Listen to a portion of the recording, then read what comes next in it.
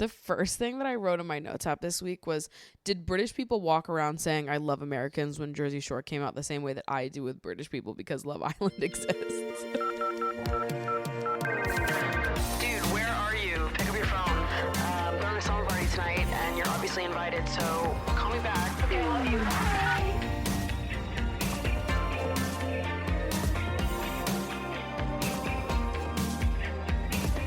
What's up, you guys, and welcome back to Emotionally Online, the weekly slumber party for spilling guts and sharing secrets, hosted by yours truly, the one and only Maddie Drosbeck, and co-hosted by light of my life, my soulmate, my sun, moon, and stars, Mango the Gooey Girl, who is here. She's just asleep in her cat tree on top of the pair of denim that I put inside of her little home in there because she loves denim. Let us not forget it. She's a denim girl. She has taste. One of these days, I will be dressing her up in the iconic all denim Britney Spears look because I think it would be hugely fun for me and for her because she's a denim stan. No one loves denim more than Mango loves denim, unexplainably. I went and got my nails done this morning, which is a hugely calming experience for me. Some people would not think that it was because it takes so long. My nails always take between 2.5 and 3.5 hours, if I'm being honest and real. It's 2.5 hours minimum. And then depending on if I'm getting a design or not, that's when it can go into the 3.5s, depending on how crazy we were getting. I've been not doing designs lately because 3.5 hours, big commitment. But, sometimes it has to be done. Sometimes the creativity of the nails, I do it once a month, is worth that amount of time. But for the 2.5 hours minimum that I'm sitting there getting my nails done, me and my nail tech do not talk. We sit there in dead silence. I've been seeing her for 2.5 years. I go in every month. We sit in dead silence with each other, occasionally exchanging, pleasantries, little small talk. And for the most part, it's just me sitting there silently thinking for 2.5 hours. And it is awesome. I love my little downtime while I'm getting my nails done to just be in my brain silently thinking about God knows what. Okay, just running through every thought that I have is just my time to think. There we go. Hugely awesome. Anyways, I was enjoying myself at my nail appointment. And I think I got distracted. And I made the wrong choice. I made the wrong polish choice today. From a distance, it looks fine, but up close, I'm just not a fan of it at all. It's like these new jelly polishes that are entirely see-through, so they make it look like the nail is a different color, but that's the problem, is that it's entirely see-through. So I liked it on the tester nail because it was just the solid part. It's not like you can see when the nail goes over the thumb on the tester, but that's the part I don't like because it goes from being one color to a completely different color and I can see everything that I don't want to see. I'm I want that to be hidden. Anyways, I should have known better because that's what the polishes are marketed as. I was just distracted by it because the polishes, I guess they're new. They've never had them in my salon before, but the booklet for these polishes, at the top of the booklet, the marketing materials that this company is put out, it has the brand name and then it says internet celebrities are welcome. And I was so taken aback by that. I thought it was so funny. I was like, what the fuck does that mean? Internet celebrities are welcome. And it's just printed on the marketing materials of these polishes. And I thought it was hilarious. So I think that I was more inclined to pick one of those polishes because I was like, what? What do they mean by this? Who put this there? That's so funny. So I don't know, whatever company made these polishes, they got me with their marketing, with their confusing ass marketing. Internet celebrities are welcome. And I was like, that's awesome news, actually. And I picked one of their colors and I don't like it. Picked the wrong shade this month. It's fine. But now I've committed for a whole month. Great. Awesome and good. Oh my God. Okay. Thirst season is upon us. I'll say it. Challengers kicked it off. We're in full gear. It's time for horny season, America. Okay?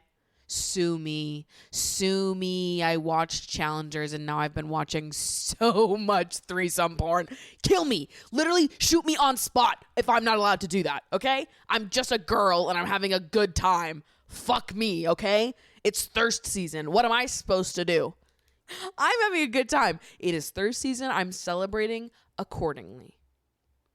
Additionally, I have discovered queer line dancing events that are happening in New York, and I'm trying desperately to get my friends on board for the queer line dancing because I think it could be hugely fun.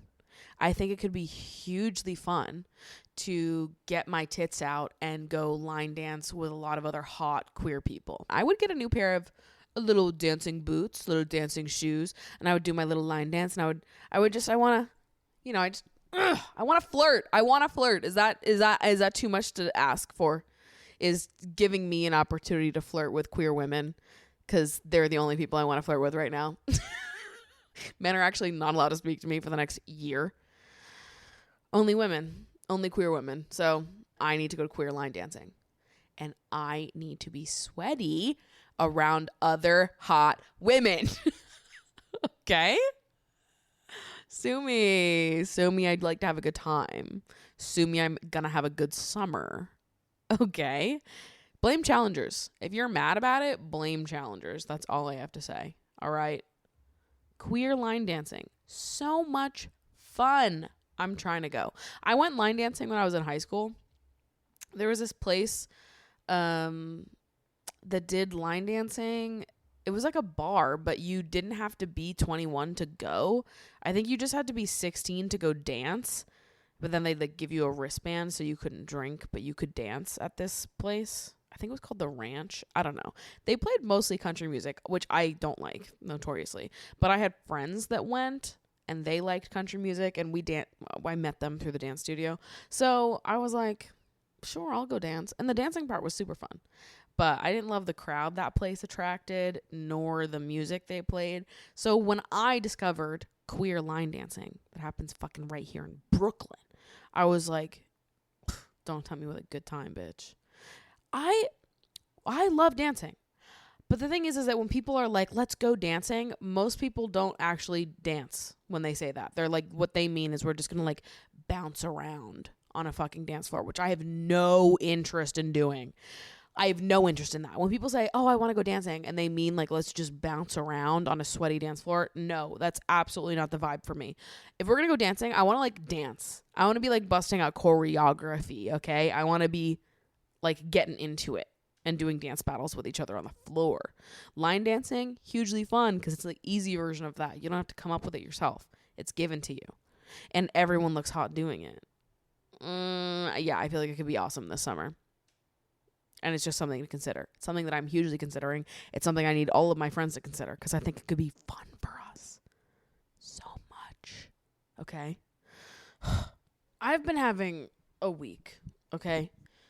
I've been just like feverishly writing things in my notes app. So I thought that maybe I could just walk through what I've been talking about to myself. Okay. The first thing that I wrote in my notes app this week was, did British people walk around saying I love Americans when Jersey Shore came out the same way that I do with British people because Love Island exists? And this is a question I do need the answer for from British people. And if the answer is you didn't do that, I'm going to need you to like run or like retraction on that and like do better and start saying that, because the amount of like British promo that I am running over here in the States is fucking unbelievable. You guys don't understand the kind of like positive PR you are getting from me specifically for the only reason being you have Love Island UK. You gave me Love Island UK, and for that, you are in my good graces as a country for like the rest of time. I feel like I have done more for the reputation of the UK than like anyone else in recent history. Put me in the books, mama. Okay? Like I'm doing huge things over here. I'm mending the America-British beef single-handedly because I walk around and I'm like, guys, I love British people. Have you seen Love Island UK? I fucking love the Brits. I do. I'm a huge fan. And I was thinking to myself, I'm like, is there any like reality show that's like of the equivalent caliber to Love Island UK in my mind that was produced in America that would make British people walk around being like, I fucking love Americans. It's like so American. It had to be like a quintessentially American reality show that was as good as Love Island UK. And I was like, fucking obviously Jersey Shore. Jersey Shore is on par. Obviously, I'm a huge Jersey Shore lover. I will go to bat for the show. It broke boundaries, okay? Jersey Shore did something different. And if I lived in the UK during like the heyday of Jersey Shore, if I was living in the UK consuming Jersey Shore while it was happening, I would be like, I fucking love Americans. Like I love Americans. I never feel more patriotic than when I watch Jersey Shore. That's when I'm like, and I'm proud to be an American. Like hearing Pauly D be like, Captain, I'm like, yeah, absolutely. Yes, sir. Oh, Captain, my Captain. Like I'm fully in. And so that's my question for British people this week is, did Jersey Shore make you say I love Americans the same way that Love Island UK makes me say I love the Brits? And don't say Geordie Shore don't like make it about that, okay? Because Geordie Shore doesn't even begin to compare to Jersey Shore. I've seen both. Don't try it with me. Don't try it with me. It's like trying to compare Love Island UK to Love Island US. I know that's hugely controversial for me to say, but Geordie Shore doesn't even hold a fucking candle to Jersey Shore. It was different, okay? The same way I will say Love Island US sucks cheeks. Jersey Shore also sucks a cheek. It doesn't suck both cheeks, though. It's not as bad. The difference isn't as stark, but like, come on, let's be serious and real with ourselves. You cannot compare the two. So don't even go there when answering my question. Okay, thank you. Next topic of conversation. People who fly Southwest do not have anxiety. I've thought about this so often because I've never flown Southwest and I don't plan on ever flying Southwest because I think that the mere idea of not having an assigned seat would like throw me into a panic attack that spanned like the 4 days before I got on the plane, perhaps even more. Okay. I think I might actually be having a panic attack from the moment I purchase the ticket to the moment I'm seated on, no, not even the moment I'm seated on the plane, to the moment the plane takes off, until the moment where everybody has taken their seat. Because once I sit, then I'm stressed out about everyone else sitting down too. It's too much for me. How do you people do it? How do you just knowingly inside your brain be like, yeah, I'm going to walk onto this plane with no idea where I'm going to sit? I just feel like you must not have any anxiety about these things whatsoever. To be able to book a flight where you have no assigned seat and you just have to like raw dog it and you hop up on that plane and you just scramble to get a seat for yourself, that would panic me. I like order and direction in my life, okay? The thing is that like the Amtrak trains, if you go on the Acellas, they are seat assigned now. They didn't used to be. But post-pandemic, now the Acellas are seat assigned. The Northeast Regional trains, however, are not seat assigned. And when I go home, I can either take the Acela or the Northeast Regional. And usually I will take the Acela because I like the assigned seats and just having that peace of mind where it's like I go on and I get there, right? If you have ever taken a fucking Amtrak train out of New York Penn Station, Moynihan Train Hall, if you've ever taken one, it's like the Hunger Games down there. They put the track up on the board and it's like, doo, doo, doo, doo, and it's like, there's like fucking 400 people that start boosting faster than they've ever been to get to this track. And I'm like, I'm fighting with everybody to get on this train and get a window seat because the window seat is also where the plugs are. Oh my God. It's too much. It's so stressful. The Amtrak is bad enough, right? But the Amtrak, at least when you go on the Amtrak and you get the unassigned seats and you just have to get on the train and raw dog, it's not as much of a process as fucking taking a flight is. You have to go through TSA. That's like a stressful thing in and of itself. Then you're waiting at the boarding gates with all these people. And then you have to like go down a tunnel, which I guess is the same thing. But in my head, I'm like, at least the Amtrak, it feels like I'm right there. I'm right there, and I didn't have to do anything to get there. I just like, my car pulled up, I walked in the door, and then I just sat there and waited for them to announce the track. And then I ran at top speed and pushed down every elderly person in my way. I'm kidding. But like the Amtrak, that stresses me out. The Amtrak stresses me out. A Southwest flight with no seat assignment. You people don't have anxiety. People that fly Southwest regularly, those are the most anxiety-free people on earth. If you want to have a peaceful ass flight with no anxious passengers, go fly Southwest. Because I'm sure nobody there has anxiety. That's my hypothesis. That's where I've landed. Anxiety havers that fly Southwest, chime in down below. I saved an Instagram reel this week that I was perplexed by. It was a clip from a podcast, as it usually is. And the take that they were having, well, there's one part of their take that I'm sort of like indifferent about, and the second part of their take that I have an opinion on. The first part of their take was that birthday parties are like backwards in America.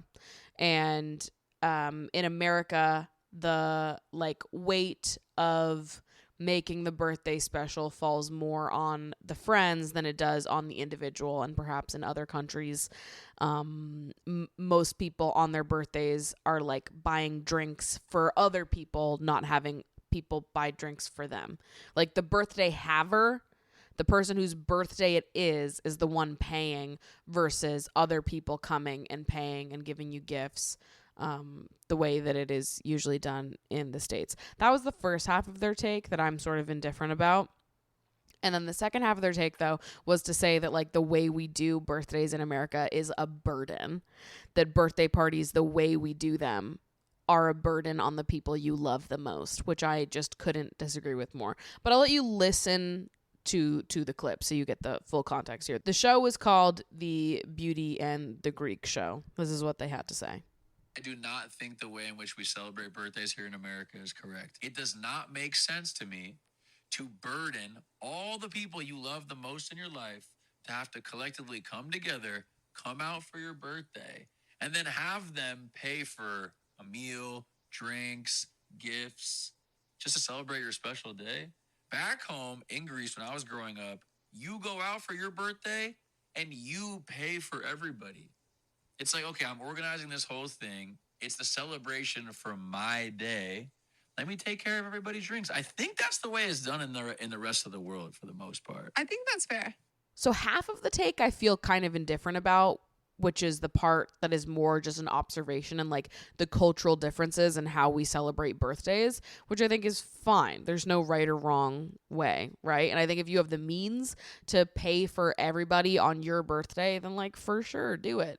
And like I feel like, I don't know, I host a lot, not just birthday stuff, obviously, just hosting in general. And I find that a lot of the time, most of the time, all of the time when I am hosting, I'm never asking people to like pay me for the things that I'm buying for the gathering, right? If I am cooking dinner and I'm inviting everyone over, I'm not going to ask people to pay me for groceries or for alcohol. Usually when people come to those events that I'll host, they'll bring me something. Like they'll bring me a bottle of wine as a thank you for the fact that I'm cooking this meal and I paid for everything. To me, it feels different because like at a restaurant, if you're going as a group to a restaurant, you're all choosing what you want and like opting in to whatever you're paying, versus if I'm inviting people over for like a dinner that I'm cooking, nobody is there to like opt in or opt out of the financial choices that I'm making when I'm planning the menu and deciding what we need to make it special, right? It's me deciding everything. So therefore I'm the one opting in to what everything costs. And yes, it would be cheap if I asked everyone to split it, but ultimately it's like, this is my thing. I'm making all the decisions. I'm not going to make other people pay for that. This is like my gift to them.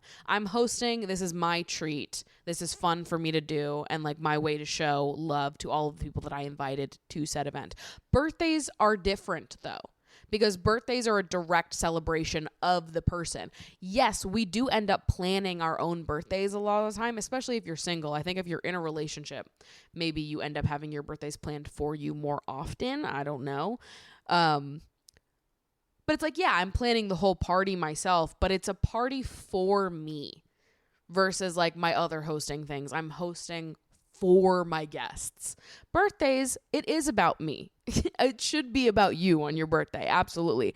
I think it's wild to say that birthday parties are a burden and that like asking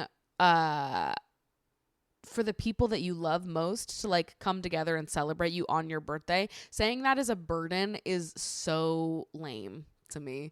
I just feel like we're already living in a time where people feel afraid to like, I don't know, lean on their friends and ask their friends for like support and encouragement and celebration because they're like, everyone's got their own lives and their own schedules, and I don't want to be a burden. So many people are worried about being a burden.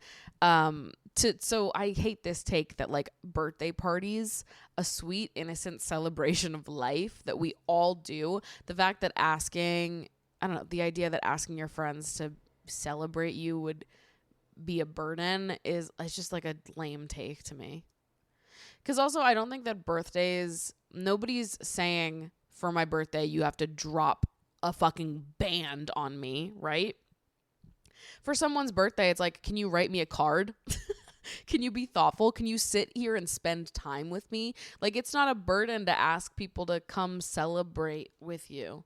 But also, I don't know, maybe they've got wild friends, the person that said this, and their friends are like, for my birthday, we're getting bottle service at this fucking high-end club, and everyone's splitting it with me. Where, like, I would never do something like that. I would never make, like, extravagant birthday plans and expect my friends to be all in. Or actually, this is a perfect example. The last 2 years for my birthday, I've gone to a spa on my actual birthday, and it's an expensive thing to go to a spa for a full day. No doubt.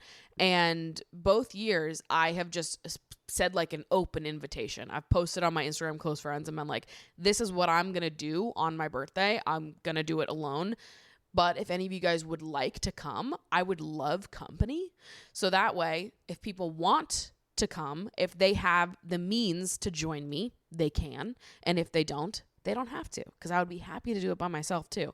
And that to me is like, a totally acceptable way to do a birthday is to be like, this is the thing I want to do. This is how much it costs.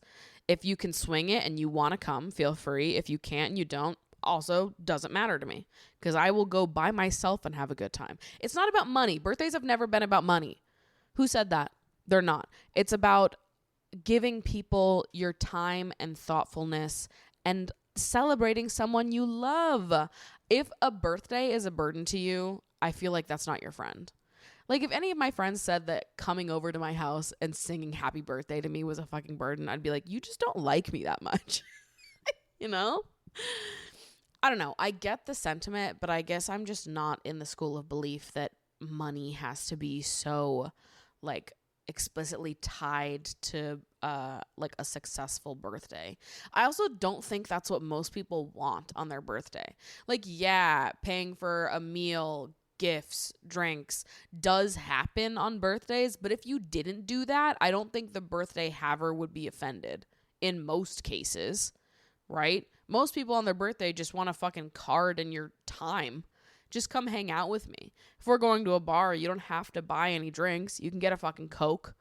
You don't have to be going in on cocktails. I don't give a shit, right? If I'm planning a birthday dinner and maybe I want to go to an expensive restaurant and you can't afford that expensive restaurant, if any of my friends were like, I can't swing it, but I'd love to hang out with you at some other time during the week and celebrate you one-on-one, celebrate you at home, let's have, make dinner together, I'd be like, that's so awesome. Yeah, absolutely. Let's do that. It's never been about money. I think maybe for some people it is. Maybe you're just hanging out with the wrong people. I just don't like the idea that like birthday parties in general and like the like celebration of a birthday is in itself a burden.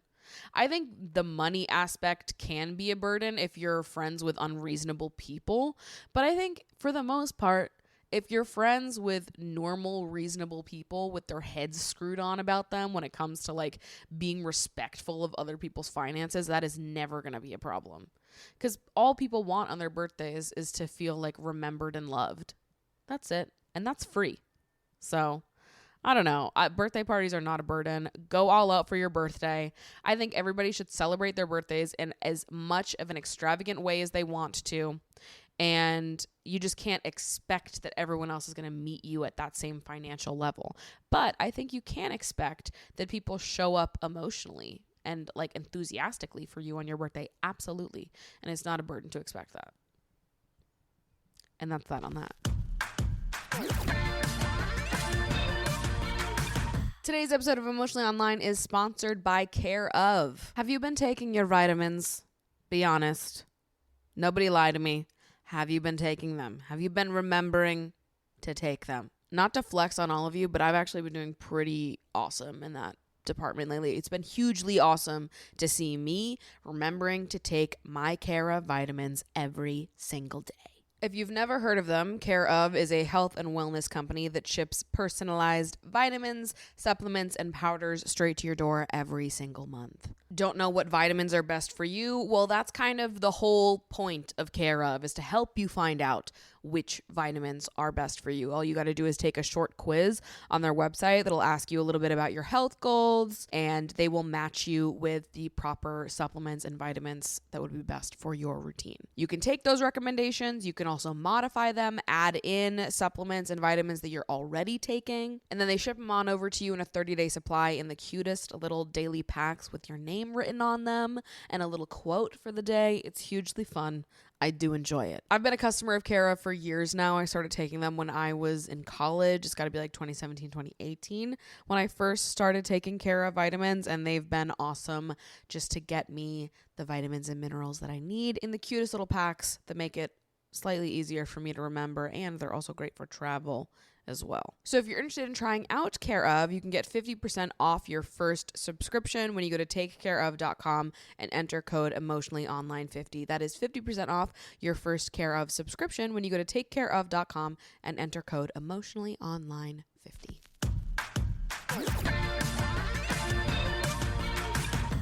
All right, let's do some audience submissions, shall we? Shall we dive in here? Shall we dive in and start eating and devouring these submissions? If you didn't know, there is a submission box where you guys can submit anything and everything that you want to into the submission box, and I will maybe talk about it on the show. Advice requests, am I the asshole? Internet topics you'd like me to touch on? Listen, anything and everything is welcome here. This is your show as much as it is mine. Hey, Maddie, love the podcast. I feel like I know what your response will be, but I had to ask anyways. Love this. It sounds dumb, but I think the bear versus man debate might break things off between me and the guy I've been dating. We've been dating for over 2.5 months, and I brought up the man versus bear debate. I said I would choose the bear, and he couldn't see that perspective at all. I tried to explain it to him, and he just wouldn't get it. I brushed it off as not a big deal. It's just a hypothetical anyways. It came up again recently, and he said there was a higher chance of being struck by lightning than being killed or R-worded by a man. This sent me off a bit, but I tried to use it as an opportunity to educate. I sent him some statistics, and he said, that's a screwed stat. Everything is R-word nowadays.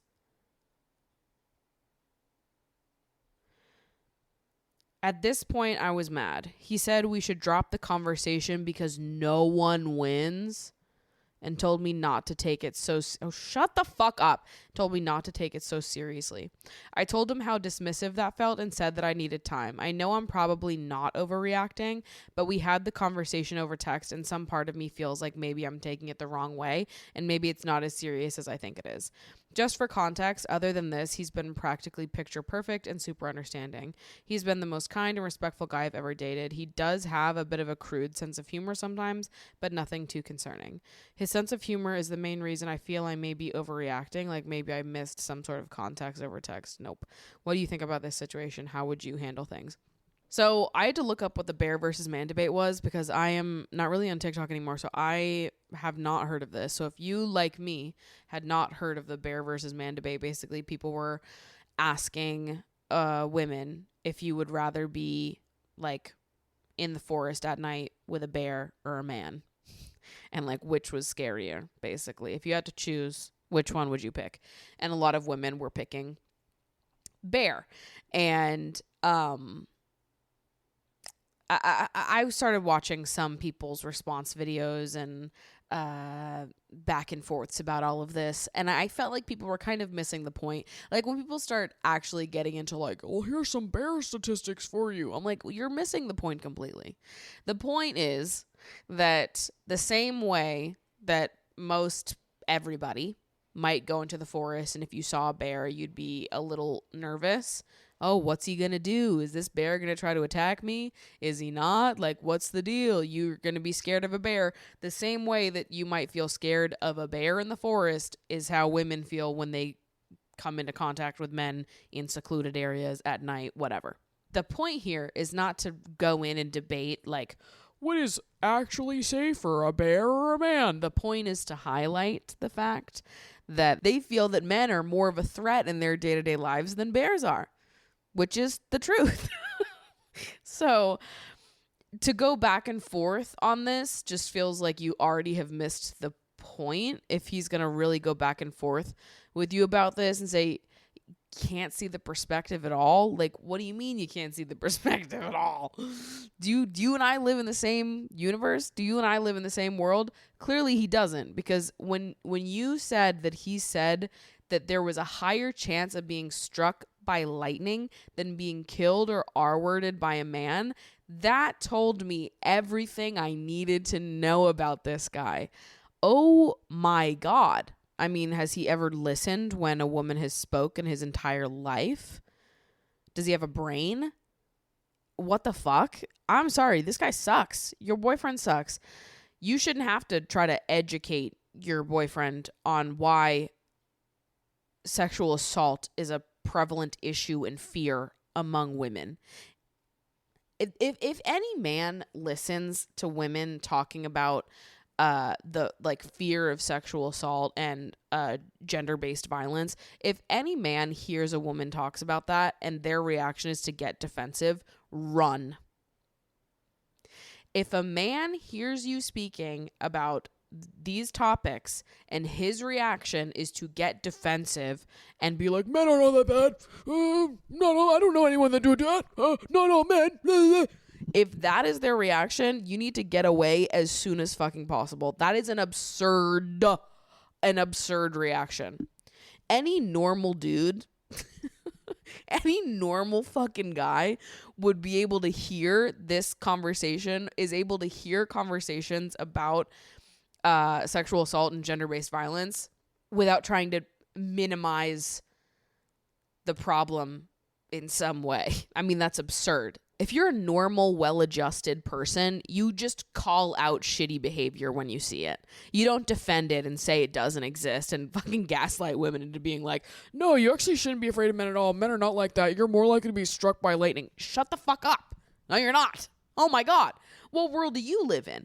If you as a man get defensive when you hear stuff like this, look inwards. And if you're in a relationship with a man that gets defensive about stuff like this, I would reconsider. I mean, the fact, if anybody is going to say like that, oh my God, if you're with someone who's willing to say that's a screwed stat, everything is R word nowadays. I mean, what more is there to say, really? That's not someone that you want to be around. That doesn't sound like a safe person to be around, to be honest with you. Yeah, I don't think that men like this should have access to women. That's how I feel. And I think the reality is that some people can hide the fact that these are their beliefs, that they are super fucking misogynistic and toxic. A lot of people can hide this for a while. So that makes perfect sense to me why you felt that he was practically picture perfect and super kind and respectful up until now. But he just showed you. He just told you everything you needed to know in terms of how he sees women. And how much he cares about the safety of women. He told you everything you need to know. So no, you're not overreacting. And a lot of people have a crude sense of humor that are not misogynists. This guy just sucks. That's like, these are insane sentences to say to real human women that you are claiming to care for. This is insane behavior. And I do not believe that men like this deserve women. Don't take it so serious. Don't take it so serious. Isn't that not the kind of the point of this whole debate in the first place? To highlight how serious it is, that this fear is so prevalent. If you've ever had a conversation with any woman ever, this is something they think about often, way more than they think about bears. Like in my day-to-day life, how often am I fearing bears? In my day-to-day life, how often am I fearing men? Yeah, often. And to be a whole grown adult man that doesn't get that and can't take it seriously and is then going to flip it around to be like, yeah, our word statistics are wildly overblown. It's actually not a big deal at all. I cannot understand your perspective. Shut the fuck up. So no, you're not overreacting. And yes, I would break up with them as soon as I learned this, because there's no world where I, as a woman, want to be intimate with a man that cares so little about my safety, to the point where he believes that it's basically a fable and a fallacy that bad things even happen. More likely to be struck by lightning, babe. I could never feel understood by someone like that. I could never feel safe with someone like that. Yeah, I'd quite literally rather be alone forever than be with someone like that. That is bottom of the barrel to me. Can't get much worse. A misogynist that basically thinks sexual assault is made up. Awesome. Yeah, we need to get rid of him immediately. What a fucking loser. At least you know, right? But yeah, there's no coming back from that. Dear Maddie, first and foremost, I just want to say that I absolutely adore you and everything that you stand for. You've been such an outlet of comfort, relief, and liberation for me since I discovered your content a couple of years ago. And I just want to say thank you for giving lover girls like myself the permission to wear our hearts on our sleeves so loudly and proudly. You're one of the reasons why I finally felt brave enough to do what I'm about to tell you. I'm currently in a period of trying to move on from someone who I consider to be my soulmate. This person has been a really good friend of mine for a few years. He's the first person that I've ever met, I'm 26, that I feel like really sees me for who I am. We both have identical interests. We love the same music, a big thing and a rare thing for me to find in another person. And whenever we're in a room, we naturally gravitate towards each other. All we do is laugh and have fun together. I've never met someone who completely mirrors me and feels like an extension of myself. It's hard to explain how deeply and viscerally I feel for this person. Whenever they walk into a room, my heart feels like it's burning. It's such an addictive but miserable feeling. Anyway, as you can probably assume, I've really fallen head over heels for this person. However, I kept my feelings quiet because we were such good friends and in the same social group. I didn't want to cause any disruption to that. However, things have happened between us. One night, he kissed me. We flirt with each other nonstop. We lock eyes every time we're in a room. We always sit next to each other. We're like magnets, and a lot of people have noticed it and commented on it too, so I know it's not all in my head. I recently went solo traveling for 8 months. I had travel romances with quite a few people, but none of them compared to him. I missed him so much. I promised myself that when I came home and saw him, I would confess my feeling for him and tell him exactly how I feel. So that's what I did. But sadly, I didn't get the reaction I was daydreaming about for so many months. Instead, he told me that he loves me, but he's not in love with me because he mentally doesn't have the space to love anyone. He cried and told me that he's a fucked up person, that I'm his favorite person in the world, but he can't give me what I need right now. When I told him that we can no longer be friends because I need to protect my head and my heart, he cried even harder and begged me not to leave his life. This happened about 2 months ago, and we've had no contact since, but I can't seem to move on. I think about him all the time, every song, every joke, everything we laughed about together, the tiny idiosyncrasies of our friendship that I have never found with another person. He is truly one of my dearest friends, and I just can't see a life without him in it. I know I have two options, either lose him or never have him, but it just hurts so much. Do you have any advice for getting over a best friend you love both on a friendship and romantic level? I know it's stupid and unrealistic, but I still cannot help but hope that maybe one day he'll suddenly be ready, but I know that I'm a mug for waiting around for that to happen. I know you said you've been through a similar situation recently, so any tips you can have would be so appreciated. Thank you so much. Big love from a UK lover girl. Yeah, it's funny how our lives run parallel to each other here at Lover Girls Worldwide. Because, I'm in a very similar situation to you right now, obviously, as I've discussed. And a lot of other people are as well. This is a very, universal kind of experience. Having this, complicated, intimate friendship that in some universe could have moved forward, but in this universe it can't. And it's hard. It's hard because there's not a firm start or a firm ending. It's just it just is. It exists in this weird middle ground of both everything and nothing happening all at once. I just want to say that you should be so proud of yourself for setting that boundary of going no contact and not proceeding to be friends after this conversation because you knew that you couldn't do it. You should be so proud of yourself for setting that boundary, especially when the other person is begging you to stay and is not understanding of why you can't be friends. For me, it was very much a mutual call to go no contact. So I didn't experience that part of it.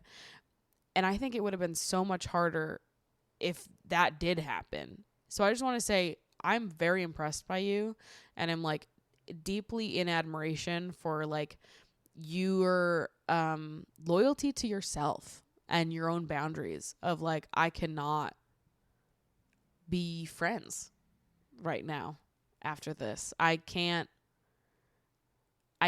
just be, I don't know, so close to you, so intimate with you, knowing that this can't be more than this. I have to go no contact. I have to cut it off. Knowing that for yourself, having pushback from that and still sticking to your guns there and setting those boundaries is really awesome. And you should feel really good about that. And listen, I'm not that much farther ahead of you in this process. I'm 3 months no contact. So I don't know shit about fuck. I don't know anything. I'm simply guessing as I go. I really cannot offer you much insight. I can offer you camaraderie, though. Camaraderie and the knowledge that we are both sitting in this together. That is what I can offer you. And just it's hard. It's hard as fuck, okay? This in between area. And in some ways, I've thought to myself, it's awesome that for me, and it seems like for you too, it was a mostly clean ending. It was there was no big blowout or big fight or big reason why things didn't work out. It was just it is what it is. This is where we're at. This is, what we're both capable of. We need to go no contact because it's just easier that way. And in some ways, it's great to have such an easy, friendly ending where I have nothing bad to say about my friend. Nothing at all. In some ways, it's great to have an ending like that. And in other ways, I've had moments where I've been it would be so much easier for me to process how I'm feeling if I had a reason to be angry. It's harder when you just have to sit in the middle ground of it all, in this middle space of it just is what it is right now. And I don't know how to get rid of these feelings. And I also don't think I think it's sort of a futile effort to try to get rid of these feelings. I just need to learn to sit in these feelings and move through them as time goes on. I trust that I will know what to do, that I will know how to feel when the time is right. I'm just learning to like sit in how I feel and not rush through any of it. Like, it is what it is. I feel the way I feel. And who knows what'll happen in the future. I don't know. You don't know. They don't know. Nobody knows. But I think detaching yourself from any possible outcome is probably the best way to go about it. And I think time is the only thing that can do that. Especially without being like angry. I don't know, like anger changes the process of things. When you're not angry and you just have to like sit in the missing and the like what ifs and sit in, I don't know, just like the lack of it all. I think it just takes longer. And I don't really have anything concrete to say to you other than to say that I do get it and that I'm right there with you and that I don't think we need to change how we feel or really do anything at all. I think the best thing to do is just to sit in it and move through it and stay open-minded about what else is out there for you, and just trust that what's meant to be will be. And we will figure that out as we go. I am going to a dance class tonight. I'm so excited. I'm going to a hip-hop class. It's like 50 minutes. It's not a super long class, but I'm just like dying to do some choreography and to move my body and just to feel sexy. Okay, it's thirst season after all. I just want to feel hot. I want to feel hot and sexy and wanted, mama. Get me to the queer line dance space immediately. I love you guys so much. Thank you so much for watching and hanging out and submitting your stories, chatting it up with me. It really is the highlight of my week to get to sit here on this couch and go through the box. So thank you so much for submitting.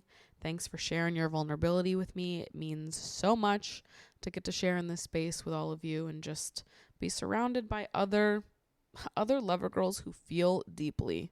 All right. I love this corner of the internet, and don't you fucking forget it. I love you guys so much, and I will see you in next week's episode. Bye.